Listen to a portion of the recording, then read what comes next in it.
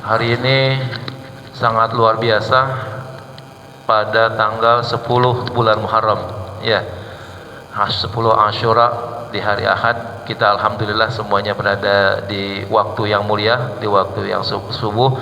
Mudah-mudahan keberkahan-keberkahan di waktu ini semuanya kita peroleh sehingga bisa menjadi bekal bagi kehidupan kita. Amin ya rabbal alamin.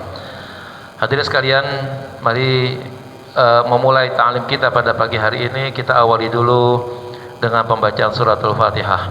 Kita sampaikan pahala dan manfaatnya untuk kedua orang tua kita, kakek dan nenek kita, guru-guru kita, sahabat karib kerabat kita yang besar peranannya dalam kehidupan kita bersama-sama.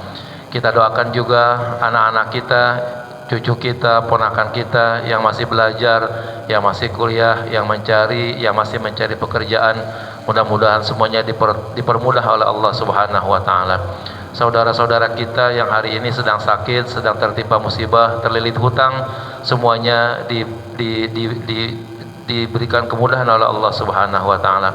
Tak lupa saudara-saudara kita yang ada di Palestina dan juga di tempat-tempat yang mungkin mereka masih diserang oleh musuh, masih berjuang untuk menegakkan agama. Semoga semuanya dibantu oleh Allah Subhanahu wa taala dan perjuangan mereka dimenangkan oleh Allah Subhanahu wa taala. Ila hadratin Nabil Mustafa Rasulullah sallallahu alaihi wasallam. Al-Fatihah. Ya kana na'budu wa iyyaka nasta'in. Shiratal ladzina an'amta alaihim. Amin ya rabbal alamin. Hadirin hadirat yang mulia, saya minta izin dengan Bapak Abdurrahman yang menghubungi saya untuk pagi hari ini kita mengulas tentang keutamaan Baitul Maqdis terkait dengan ya bahwa Israel sudah selama ini menjajah Baitul Maqdis Palestina sudah hampir lebih 48 tahun ya. Negara-negara lain sudah selesai berhenti perang, tapi Israel masih saja terus menyerang Palestina tanpa ampun, tanpa memandang apakah yang diserang itu anak kecil, nenek-nenek ya dan lain sebagainya. Orang sakit termasuk ya rumah sakit, ya masjid, fakultas, ya universitas, semuanya dibombardir tanpa melihat ya apa pentingnya mereka menyerang Palestina seperti itu. Nah, mungkin nanti setelah kita membahas ini ada kira-kira mungkin pengetahuan yang mungkin kita bisa peroleh kenapa sampai sekarang Israel itu menyerang Baitul Maqdis atau Palestina, dan nanti mudah-mudahan sempat waktunya Pak bisa kita bahas bagaimana keutamaan Baitul Maqdis di hadapan Allah dan di hadapan Rasulullah sallallahu alaihi wasallam. Baik.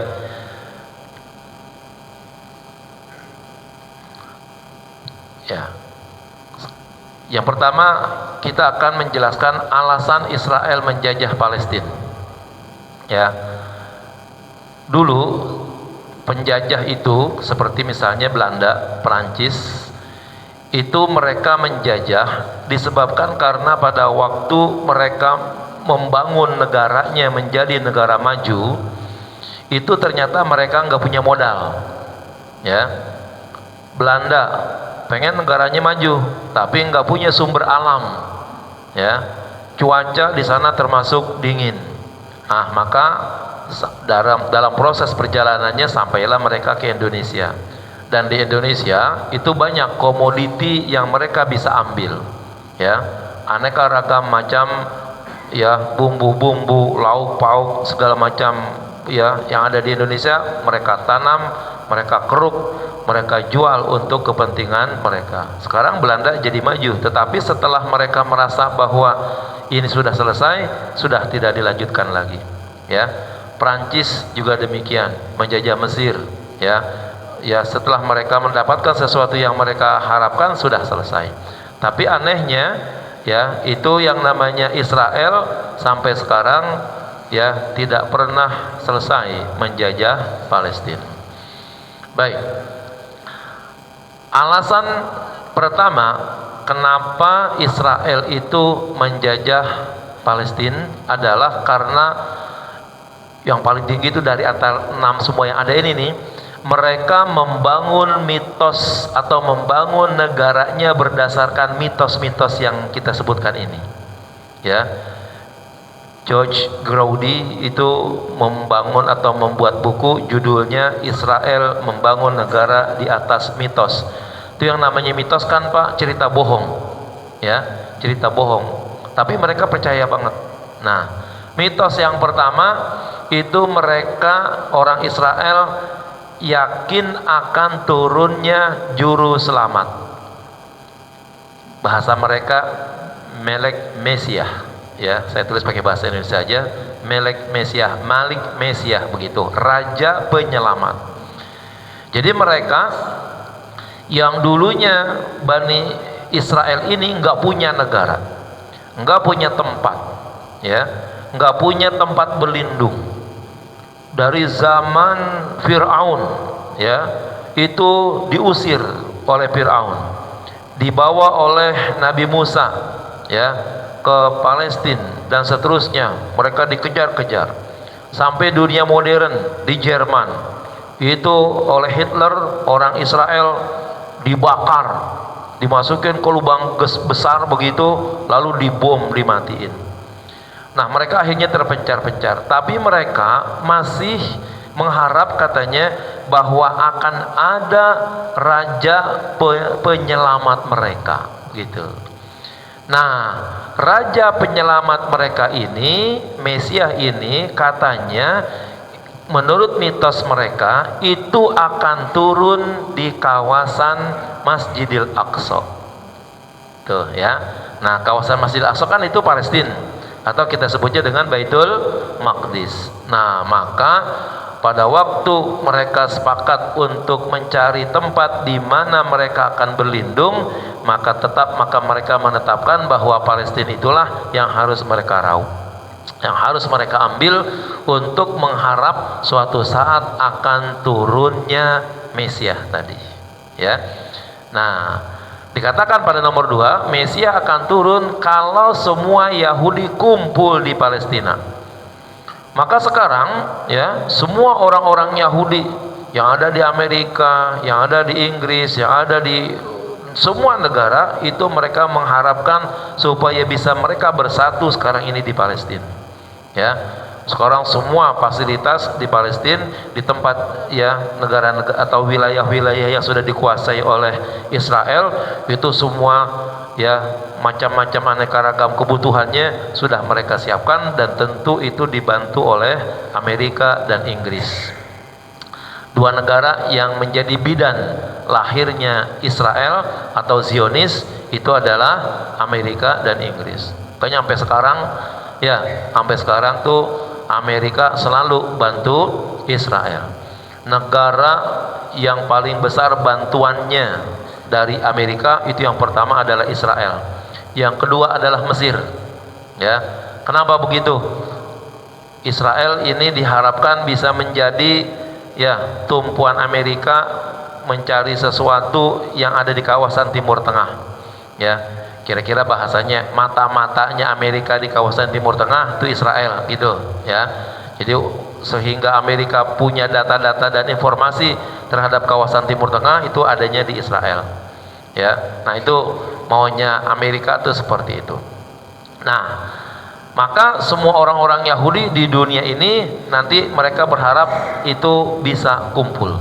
Nah, maka dibangunlah Israel. Maka bantuan Amerika turun kepada Israel. Sekarang Israel itu dibangun dengan berbagai macam fasilitas, termasuk, ya, perlindungan senjatanya itu, ya, yang sangat luar biasa. Tapi alhamdulillah sudah tembus oleh Iran kemarin itu, ya, kita dengar katanya begitu, ya. Yang kedua, bantuan besar itu diberikan kepada Mesir. Bagi kita sih negara Mesir kelihatannya negara mulia banget itu, karena orang-orang Indonesia kan banyak yang belajar di Mesir begitu, ya. Tapi pemerintahan Mesir, ya, termasuk pemerintahan yang jahat gitu, ya. Kenapa? Karena melalui Gaza yang ada di Mesir itu pintu yang sebenarnya bisa dibuka oleh pemerintah Mesir untuk bisa memasukkan bantuan dari negara-negara itu, yang punya kuncinya adalah Mesir. Nah, oleh Amerika, Mesir dilarang untuk membuka pintu Gaza. Caranya bagaimana? Mesir dibayar, ya, dibantu oleh Amerika dengan syarat menutup pintu Gaza yang menutup pintu yang menuju ke Gaza, sehingga bantuan jalan darat itu yang paling cepat sebenarnya masuk melalui Mesir. Tapi negara Mesir melarang, sehingga bantuan-bantuan ya udah terbengkalai itu di kawasan Gaza atau pintu masuk di Mesir. Nah, karena itulah orang-orang Yahudi berupaya untuk kumpul kembali di Palestina. Kemudian mitos yang ketiga, ya, Mesias yang akan turun itu kalau Palestina sudah menjadi hijau. Sekarang belum nih, ya, tapi sudah ada upaya. Di antara upaya mereka supaya Mesias nanti mau turun ke Palestina, itu mereka menanam pohon yang namanya disebut dengan pohon gharqad namanya, ya.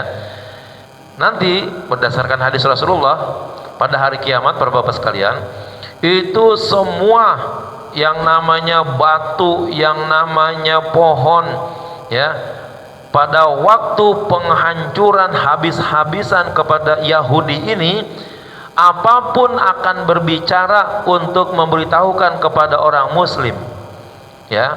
Kalau ada batu di situ, orang Yahudi ngumpet, batu ngomong, "Hai Muslim, nih Yahudi, bunuh nih di sini." Tuh nanti akan datang tuh. Pohon, ada orang Yahudi ngumpet di bawah pohon, pohonnya ngomong, "Hai Muslim, nih ada Yahudi ngumpet di bawah saya." Kecuali yang kagak ngomong, yang kagak bantu tuh pohon gharqad. Itu Nabi yang ngasih tahu, dan karena itu orang Israel pun tahu sekarang tuh bahwa pohon gharqad adalah pohon yang tidak akan memberitahukan orang-orang Israel, orang-orang Yahudi di mana saja berada.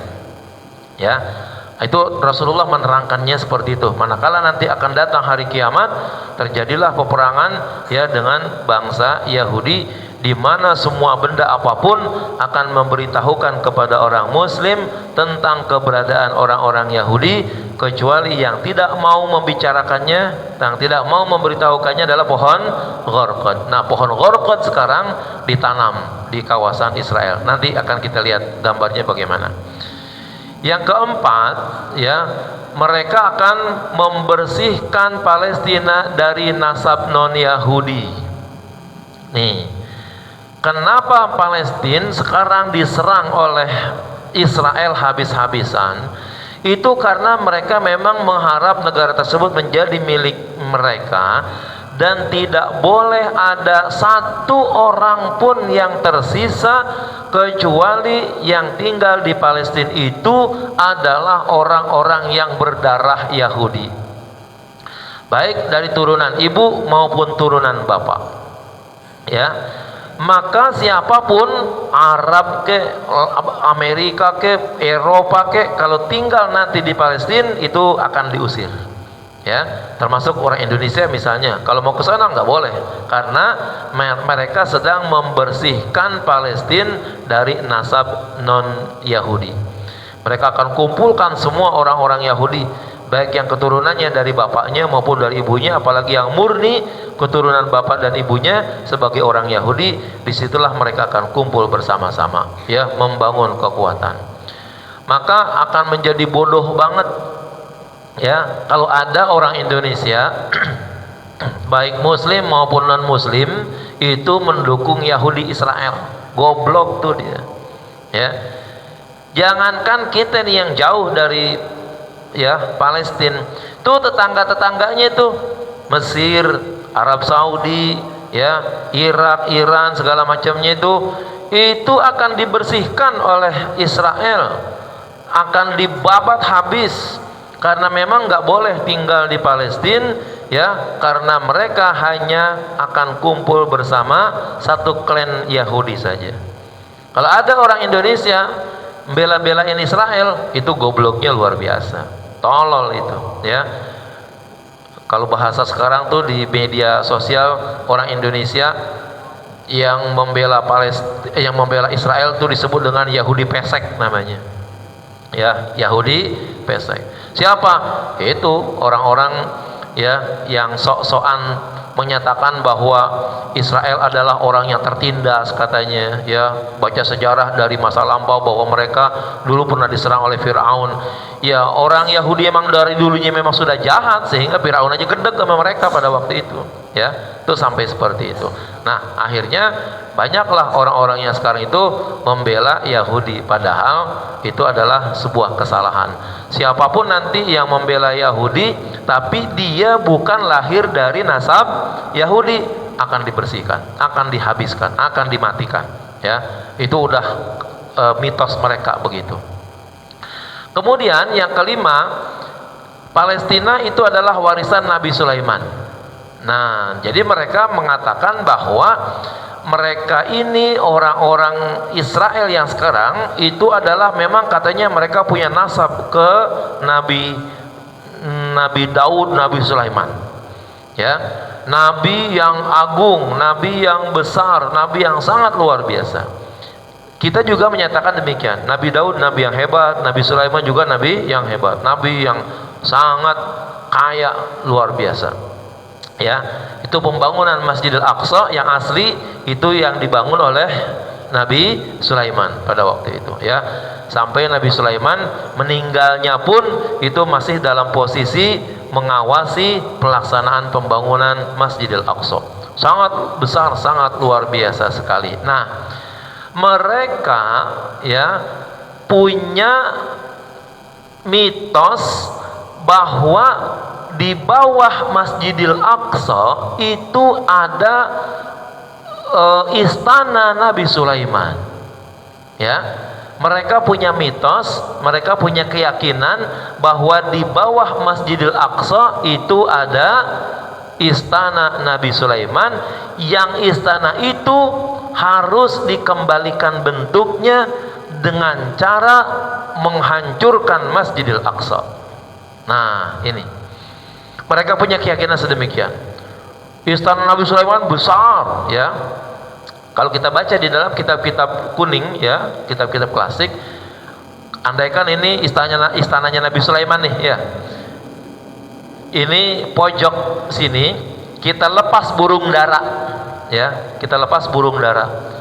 Maka burung dara kalau keliling ke istana Nabi Sulaiman terus sampai akhirnya burung dara balik lagi ke situ, itu butuh waktu 40 hari. Saking gedenya istana yang dimiliki oleh Nabi Sulaiman. Cuman keliling doang tuh, ya, baru ketemu lagi kalau sudah 40 hari. Saking gedenya istana Nabi Sulaiman. Dan mereka berkeyakinan bahwa istana Nabi Sulaiman tersebut ada di bawah, ya, Masjidil Aqsa. Maka Masjidil Aqsa harus dihancurkan untuk kemudian mengembalikan istana Nabi Sulaiman. Itu. Yang keenam, ya, dulu Israel itu dikenalkan sebenarnya adalah nama lain dari Nabi Yakub, ya. Nabi Yakub itu punya anak 12, ya. Salah satunya Yahuda dan Benyamin. Nah, dalam proses perkembangan anak-anak Nabi Yakub ini yang kemudian nanti disebut dengan Bani Israel, itu ternyata pada masa tertentu pernah diberangus dan dihabiskan oleh bangsa Babel, ya. Sampai 10 suku, 10 klan itu habis dibunuh-bunuhin. Yang tertinggal anak-anak Yahuda dan anak-anak Benyamin. Nah, maka orang-orang Yahudi sekarang ini punya dendam kusumat yang tak pernah selesai kepada bangsa Arab khususnya, dan khususnya kepada bangsa Babel. Bangsa Babel itu bangsa Irak sekarang. Irak dan Iran tuh itu adalah bangsa Babel namanya, ya. Maka Saddam Hussein tuh kemarin, ya kan, mungkin bapak-bapak masih ingat Saddam Hussein itu presiden Irak, dibunuh. Kenapa? Itu bagian daripada orang yang sangat berbahaya kalau dihidup terus, ya. Iran begitu juga, itu orang yang sangat berbahaya bagi mereka, ya. Ya, alhamdulillah Iran sudah bisa bangkit dengan aneka ragam bomnya, ya, sehingga bisa nyerang Israel sekarang ini. Nah, bagi kita seharusnya bersyukur ya, ada negara yang mampu untuk menyerang Israel. Kita nggak perlu deh, ya, itu Iran Syiah, nggak penting sekarang ini. Yang penting ada dah yang bisa membalas Israel, gitu aja, ya kan. Kalau Indonesia kan bomnya kagak mempan masalahnya. Indonesia nggak punya bom, ya kan. Ya, ini negara Indonesia kalau seandainya Israel nyerang hari ini, besok juga hancur-hancuran udah Indonesia dah. Ya udah nggak ada apa-apanya lagi, ya kan. TNI-nya tidur, polisinya tidur, ya kan. Ya, ngurusin uang korupsi aja nggak rapi-rapi, ya kan. Itu ngurusin ijazah aja nggak rapi-rapi, ya kan. Kan tololnya selebar awak kalau orang Betawi bilang, ya. Masa ngurusin selembar ijazah aja nggak rapi-rapi, tinggal tunjukin aja, nih ijazah gua, kan gitu doang kan. Tuh, gobloknya orang Indonesia hampir segitu tuh. Sehingga kalau seandainya ngadepin perang sama Israel, ya Israel bilang kecil mah ngadepin Indonesia, ya kan. Nah, maka yang bisa bergerak itu adalah Iran. Maka kita perlu bersyukur, biar bagaimanapun dia Syiah dan lain sebagainya, ya, tapi tetap dia dari segi kemanusiaan bisa membela Israel, ya kan, bisa membela Palestina yang orang-orang yang ada di sana, begitu. Nah, inilah kemungkinan besar, beberapa alasan besar yang kemungkinan akhirnya Israel terus menyerang Palestina supaya bisa mendapatkan wilayah tanah Palestina untuk mereka kuasai, dan mereka akan memperluas wilayah-wilayah tersebut dengan cara menghancurkan, membumi hanguskan orang-orang Palestina yang ada di situ, untuk kemudian nanti menarik semua orang-orang yang Yahudi yang ada di luar Israel untuk kumpul bersama-sama. Caranya ya tadi tuh, harus mereka bunuh, ya, semua orang-orang yang ada di Palestina. Nah, ini Pak, gambar pohon gorkot yang sedang ditanam oleh Israel, ya.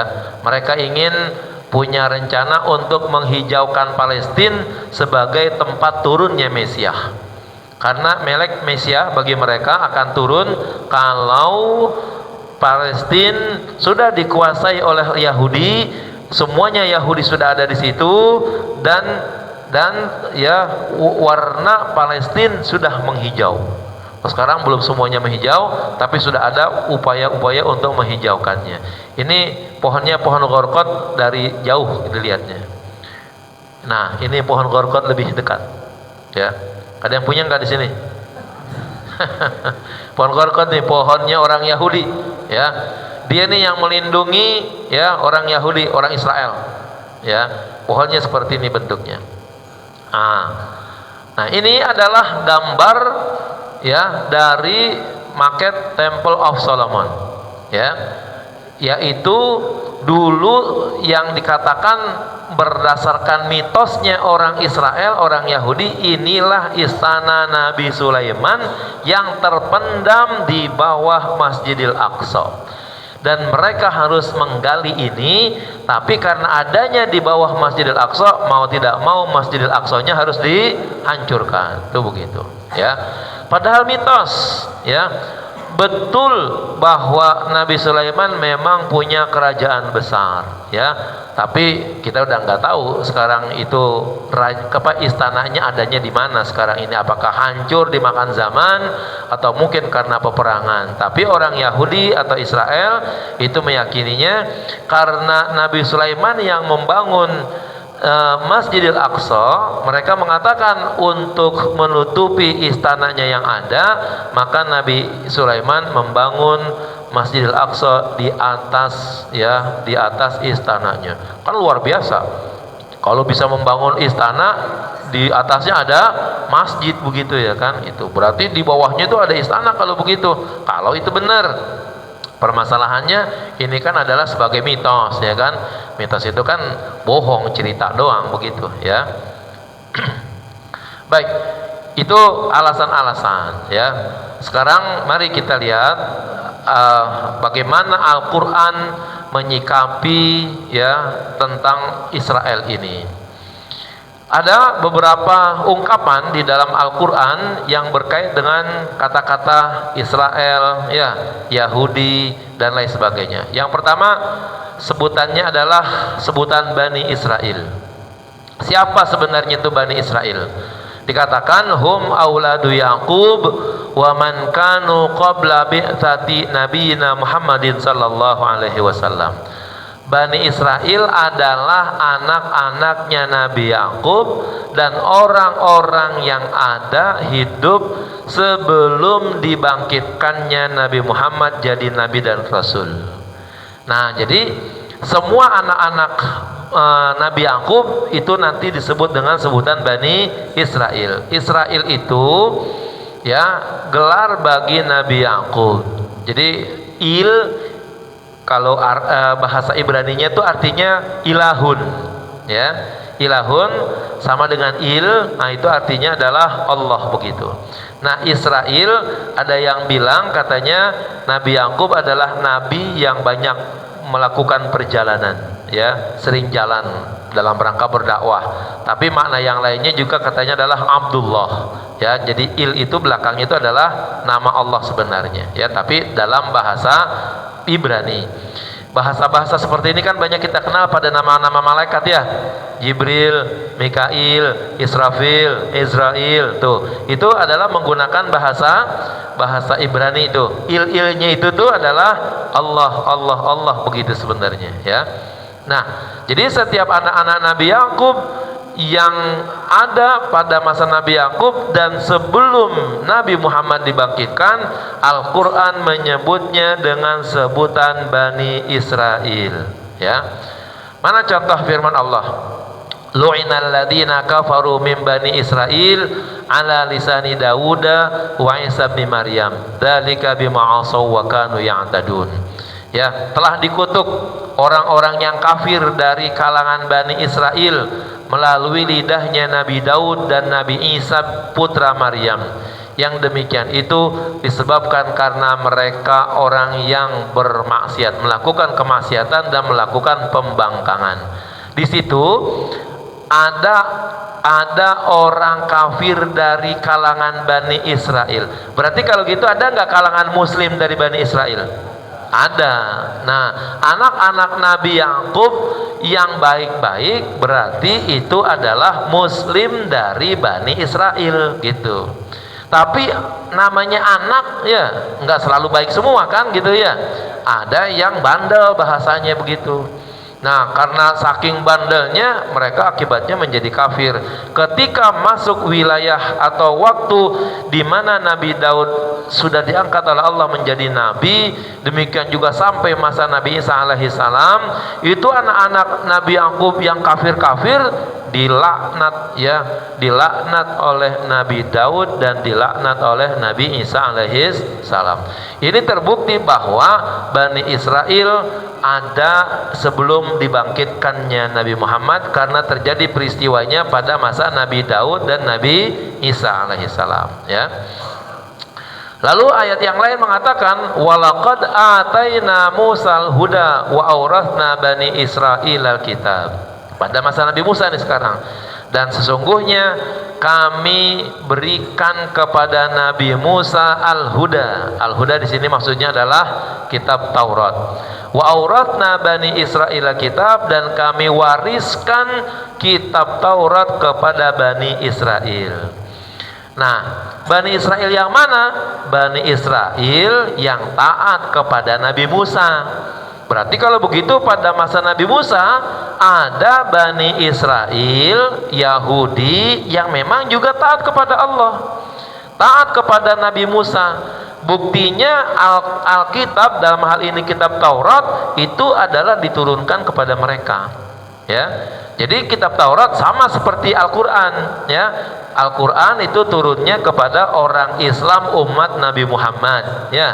Nah, kitab Taurat turun kepada umat Islamnya Nabi Musa, begitu, ya.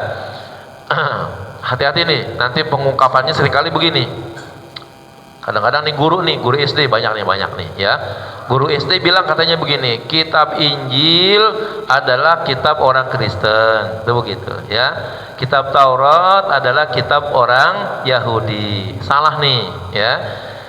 Kitab Taurat adalah kitab untuk orang Islam yang ada pada zaman Nabi Musa. Gitu, yang benar tuh.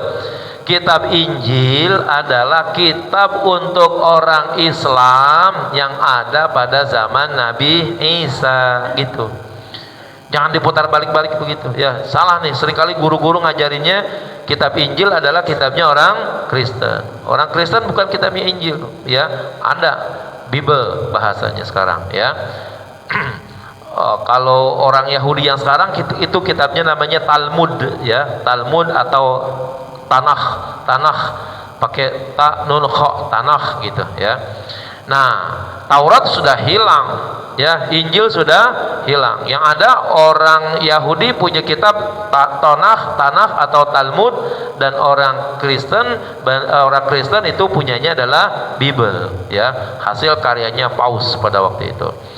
Itu zaman Nabi Musa. Nah, kemudian pada zaman Nabi Isa, wa idz qala Isa ibnu Maryam ya bani Israil inni rasulullah ilaikum. Kata Nabi Isa, Nabi Isa berfirman atau bersabda, wahai bani Israel, aku adalah Rasul Allah yang diutus kepada kalian. Nah, berarti diutusnya nabi-nabi sebelum Nabi Muhammad banyak yang turun kepada Bani Israel. Nah, pengungkapan kata Bani Israel itu memang di dalam Al-Quran banyak terjadi sebelum Nabi Muhammad dibangkitkan menjadi nabi. Kenapa nabi-nabi banyak dikirim kepada Bani Israel? Tidak ada lain, mereka memang adalah ya, kasarnya itu makhluk insan, manusia yang jahat ya, susah dikasih taunya, ngelawan melulu ya. Pada waktu kejadian Nabi Musa ya, ada proses, ada kejadian pembunuhan kan. Pada waktu itu disuruh motong sapi itu ya, nanti bapak-bapak bisa cerita, bisa baca di Al-Quran. Mereka nanya-nanya tuh, yang pertama tanya warnanya, yang kedua tanya umurnya, yang ketiga ditanya di mana didapatkannya. Tujuannya sih nanya-nanya itu bukan untuk memberikan penjelasan, tapi untuk menghindar ya. Tuh Bani Israel bandelnya sampai seperti itu ya. Nah, maka kalau begitu sebenarnya banyaknya nabi di kalangan Bani Israel bukan menunjukkan baiknya mereka, tapi karena saking jahatnya mereka, sehingga Allah mengutus nabi-nabi ke dalam Bani Israel. Bapak-bapak kalau jalan, di sepanjang jalan nih ya, banyak tukang tambal ban. Hati-hati ya. Ya. Kalau bapak nih jalannya jalan tol gitu misalnya, tapi tambal ban banyak begitu ya kan. Ini hati-hati ya kan. Karena yang bengal, yang nakal ya tukang tambal ban itu. Ya. Iya, yang masang paku di jalan siapa jadinya? Tukang tambal, supaya laku mereka.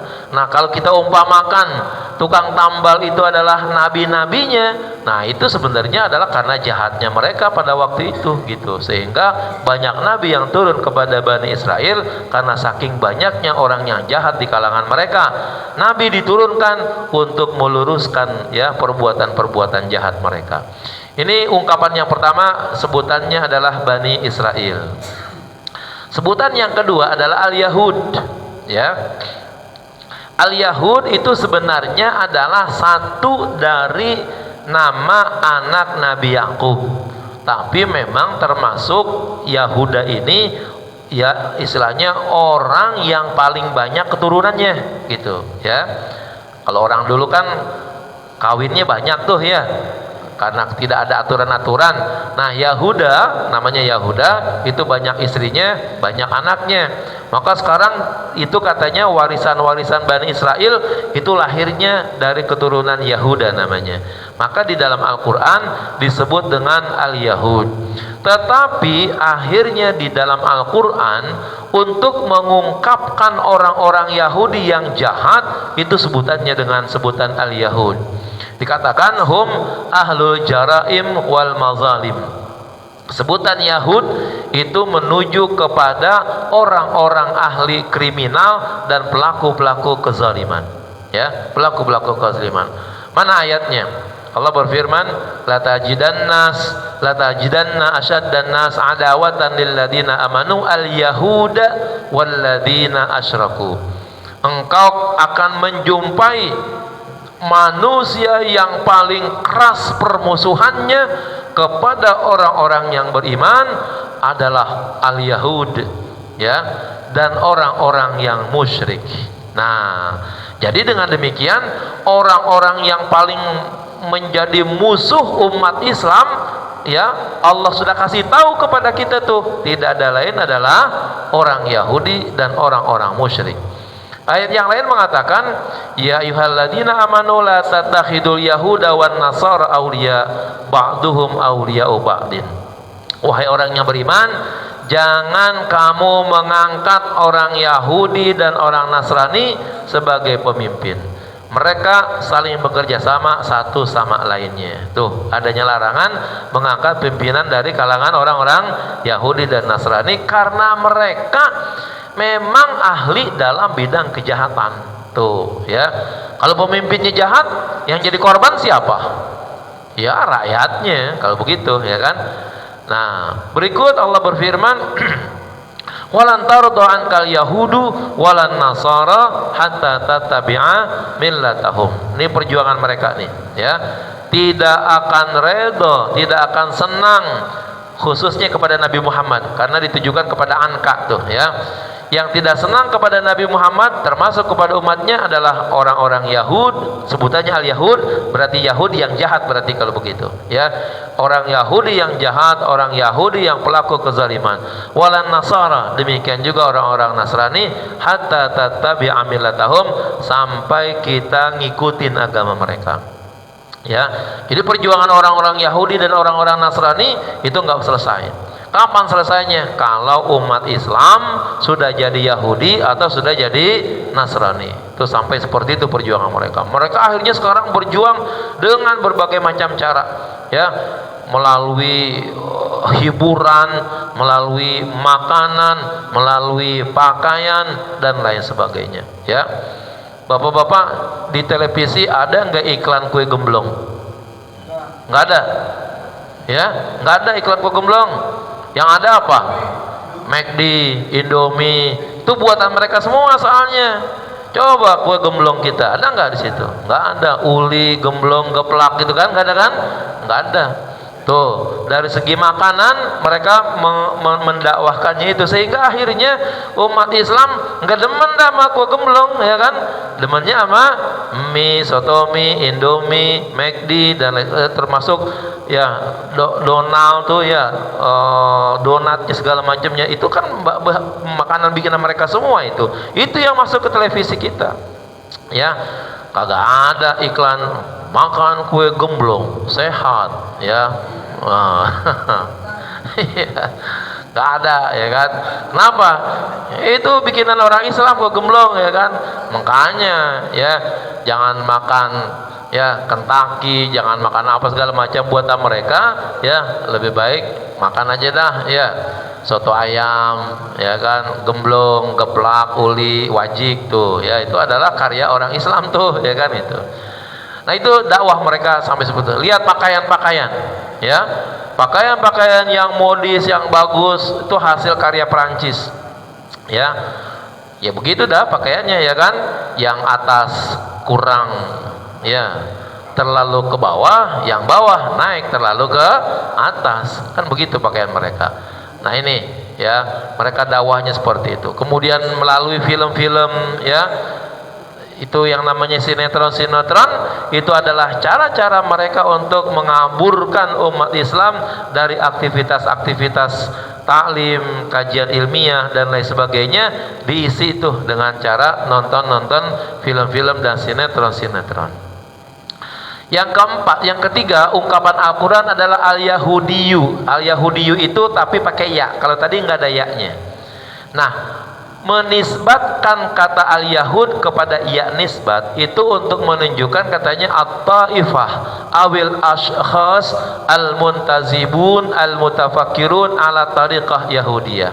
Satu kelompok atau individu-individu yang menisbatkan gaya fikirnya dengan gaya fikir metode Yahudi. Nah, jadi Siapapun orang yang dalam kehidupan sehari-harinya, gaya hidupnya, pola pikirnya sama dengan pola pikir Yahudi, mereka disebut dengan al-Yahudiyu namanya, ya. Nah, Al-Qur'an ingin mengungkapkan, ya, bahwa mereka orang-orang Yahudi Israel ingin membangun kekuatan melalui nabi besar, sehingga nabi besar ini dinisbatkan sebagai orang Yahudi, yang diharapkan bahwa ikon Ibrahim sebagai nabi besar itu bisa diikuti oleh banyak umat, karena Nabi Ibrahim adalah nabi besar, nabi yang sangat luar biasa, disebut dengan Abul Anbiya, bapaknya para nabi. Sehingga kalau bapaknya para nabi dibilang Yahudi, maka orang Yahudi akan mengklaim, no, lihat, Yahudinya kita, biangnya, lambangnya ada pada Nabi Ibrahim. Itu klaim mereka terhadap Nabi Ibrahim. Maka Al-Quran menolak. Maka Ibrahimu Yahudiyan wala Nasraniyan walakin kana hanifan musliman wa ma kana minal musyrikin. Ya, Ibrahim bukanlah Yahudi, Ibrahim bukanlah Nasrani, tetapi Ibrahim adalah orang yang lurus, orang Islam, dan juga bukan orang-orang musyrik. Kenapa ayat ini turun? Karena mereka sudah mengakui Ibrahim itu adalah Yahudi. Orang Yahudi bilang begitu. Terus orang Nasrani begitu juga bilang. Nasrani bilang bahwa Ibrahim adalah Nasrani. Tujuannya apa? Agar semua orang percaya bahwa Ibrahim sebagai nabi besar itu Yahudi, atau Ibrahim sebagai nabi besar itu adalah Nasrani. Kalau mau selamat ikut Nabi Ibrahim, tapi dengan pola pikiran, ya, dari kelompoknya Yahudi dan Nasrani. Kita sebagai umat Islam percaya Nabi Ibrahim memang Nabi agung, Nabi besar, masuk dalam kategori ulul azmi, ya, kita yakin seperti itu. Dan itu adalah menjadi kakeknya para nabi. Setelah nabi-nabi di bawah Nabi Ibrahim, itu semua nabi lahir dari Nabi Ibrahim, ya, dari anak dan cucu Nabi Ibrahim. Nabi Ibrahim punya istri 3, Siti Hajar, Siti Sarah, dan Konturah namanya, ya. Tapi yang Konturah ini jarang disebut.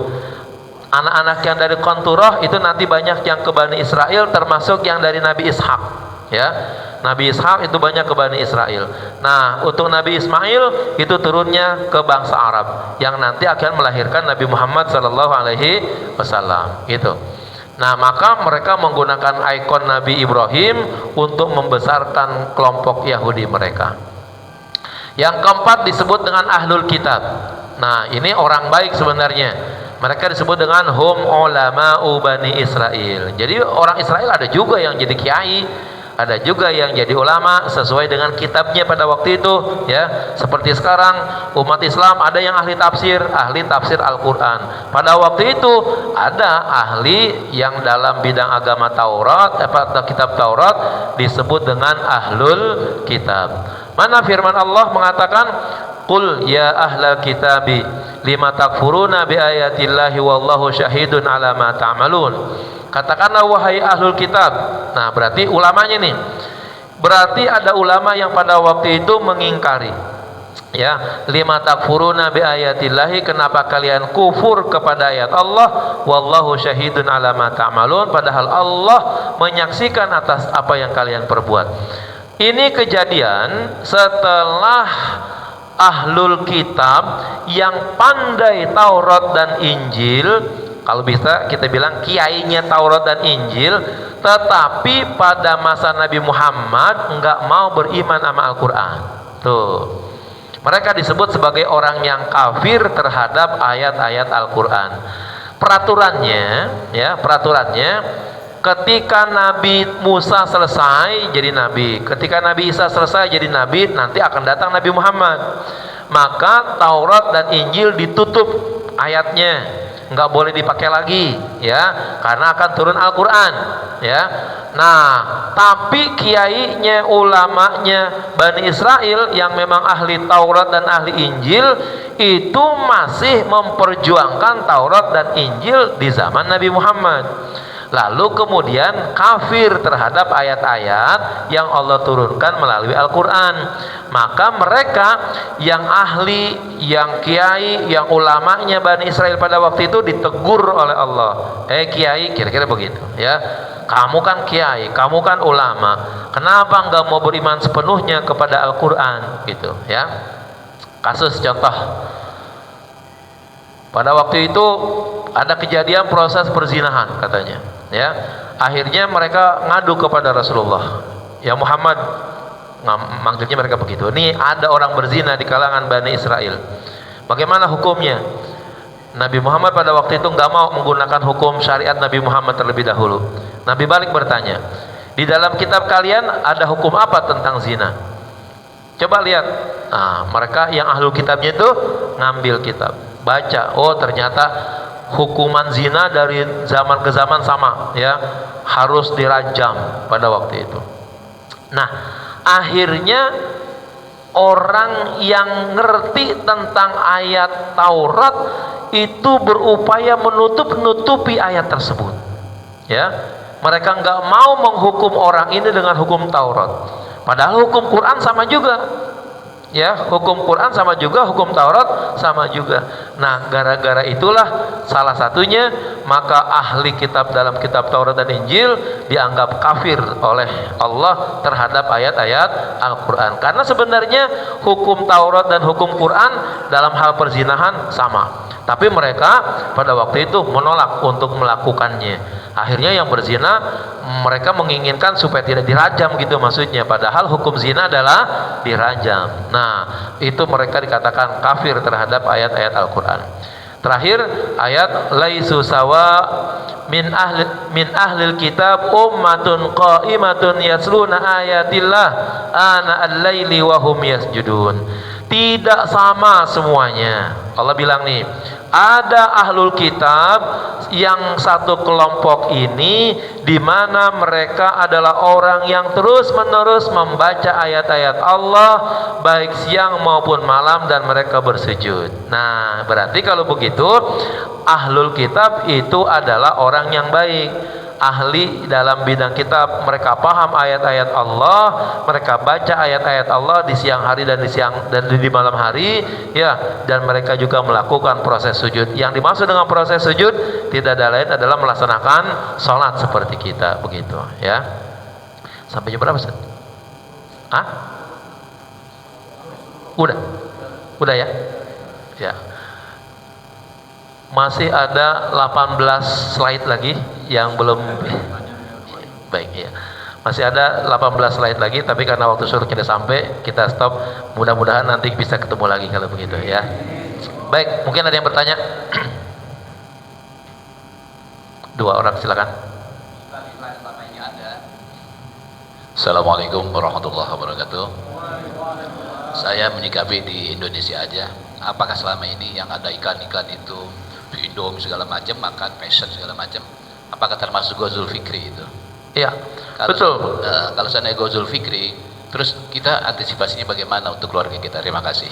Assalamualaikum warahmatullahi wabarakatuh. Baik, Ghazul Fikri itu bahasanya adalah perang ya, perang pemikiran. Jadi iklan-iklan yang ada di televisi, apakah makanan, minuman, pakaian dan sebagainya, itu adalah dalam rangka mengubah bagaimana pola pikir kita yang seharusnya gitu senang dengan pakaian kita, makanan kita, budaya kita dirombak oleh mereka.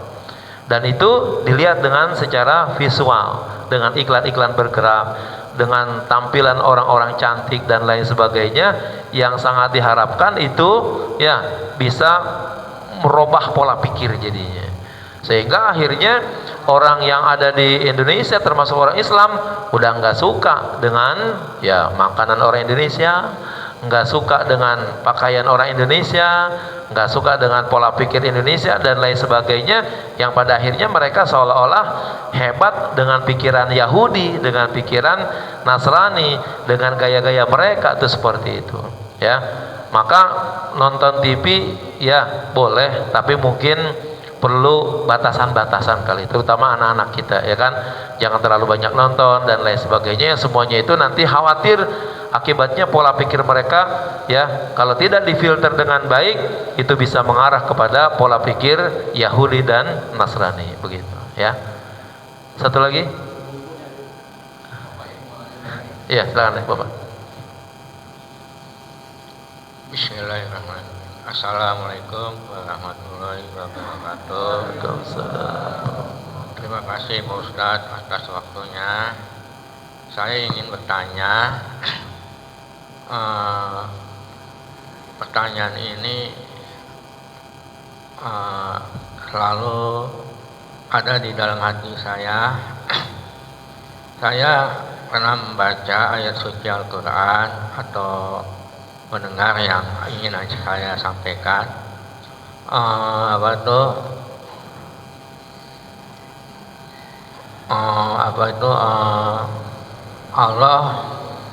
Allah menciptakan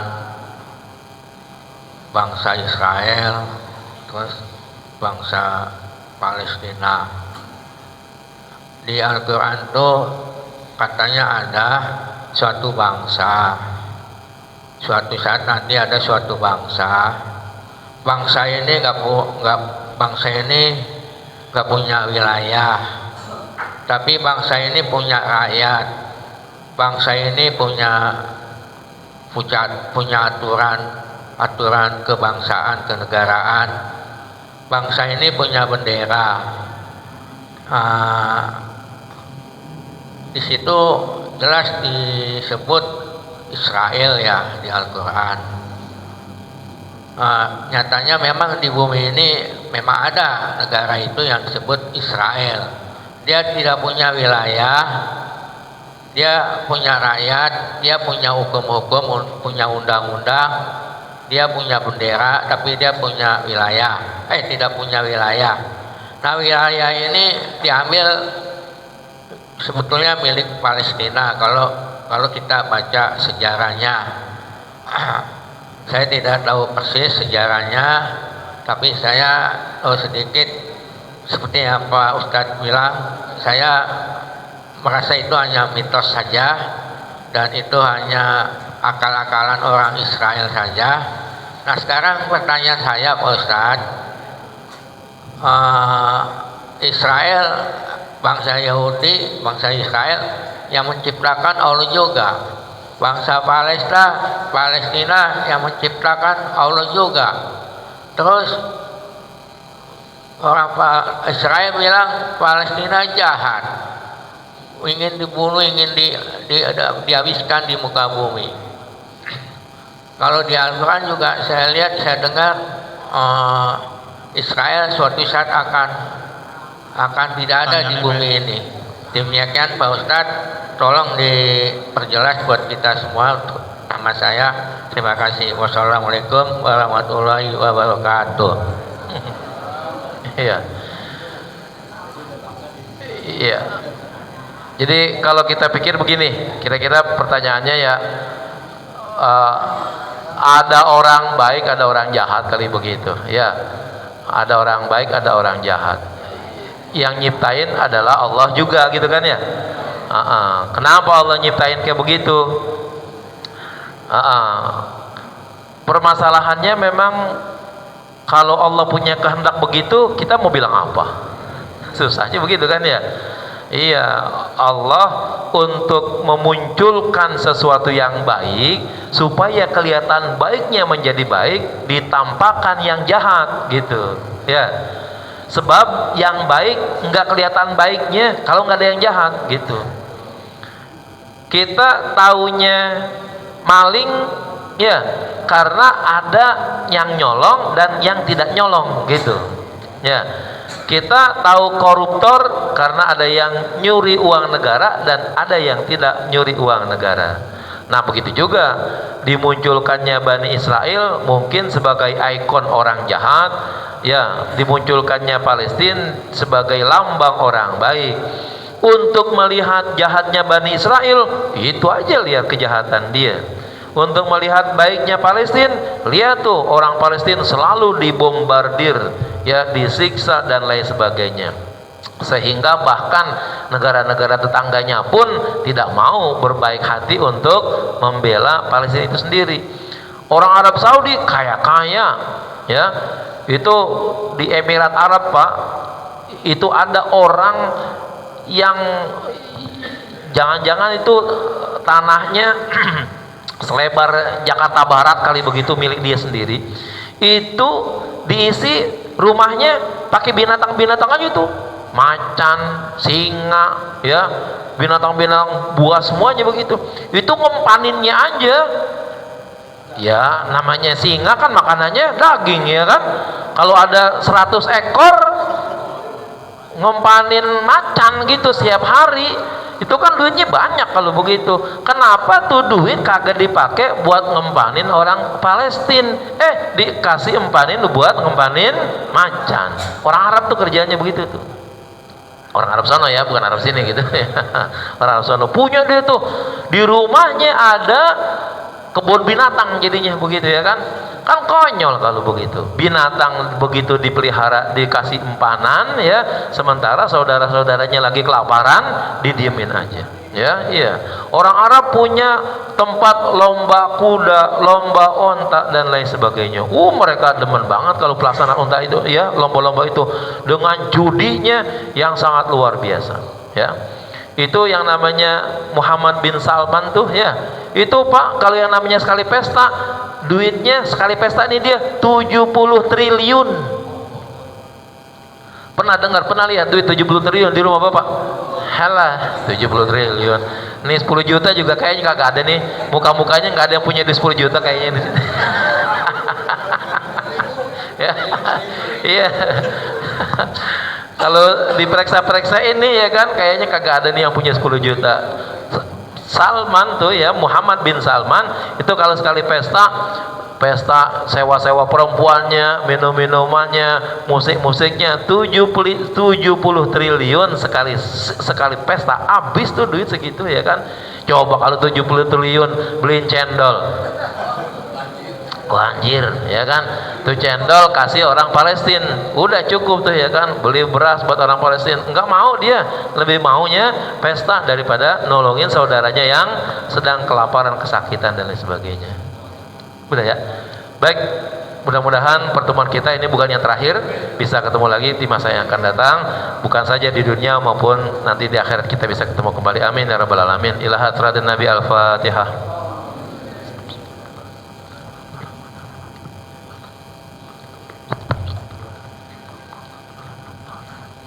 Bismillahirrahmanirrahim. Alhamdulillahirabbil alamin. Allahumma shalli ala sayyidina Muhammad wa ala ali sayyidina Muhammad. Allahumma arzuqna fahman nabiyyin hafzal mursalin wa sur'at ilhamal malaikatil muqarrabin. Allahumma anfa'na bima 'allamtana wa 'allimna ma yanfa'una wa 'allimna ma jahilna. Allahumma ij'alna wa auladana banatina wa dhurriyyatina min ahmi wal khair wa la taj'alna wa iyyahum min al-syarri wad dair wa aftah qulubana qulubahum mutal 'arifin wahdina wa iyyahum siratal mustaqim siratal ladzina an'amta 'alaihim ghairil maghdubi 'alaihim waladdallin. Rabbana atina fid dunya hasanah fil akhirati hasanah wa qina adzabannar. Sallallahu alaihi wasallam Muhammad wa sallam Muhammad walhamdulillahi rabbil alamin. Mohon maaf. Assalamualaikum warahmatullahi wabarakatuh. Waalaikumsalam.